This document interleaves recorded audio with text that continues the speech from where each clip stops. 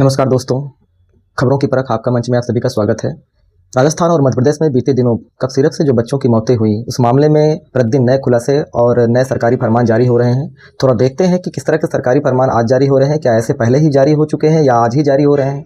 तो आप जानकर के हैरान होंगे कि ऐसे कोई सरकारी फरमान ये पहली बार नहीं जारी हो रहे हैं, ये पहले भी जारी हो रहे हैं। फार्मास्यूटिकल कंपनियां कोई पहली बार इस तरह का काम नहीं कर रही हैं, ये पहले भी ऐसा करती चली आई हैं। और उन सबका जिम्मेदार आखिर कौन है?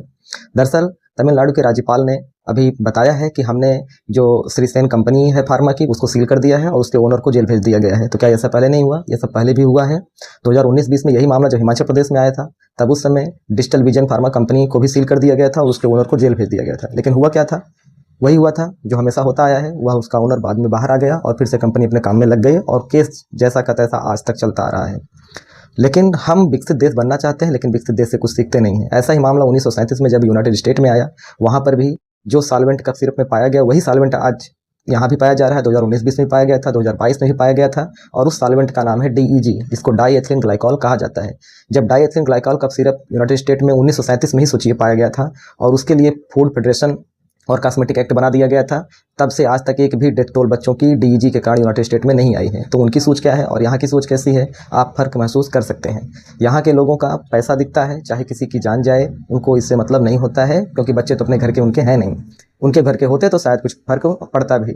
लेकिन आप देख रहे हैं कि जिस तरह से कुछ लोगों को सस्पेंड कर दिया गया, कुछ को जेल भेज दिया गया, लेकिन इस बात की कोई गारंटी नहीं कि वो फिर से बाहर आ पाएंगे। वो निश्चित रूप से बाहर आ ही जाएंगे।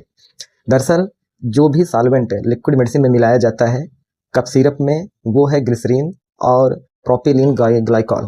लेकिन ये प्रोपिलीन ग्लाइकॉल और ग्लिसरीन ये थोड़ा महंगे आते हैं।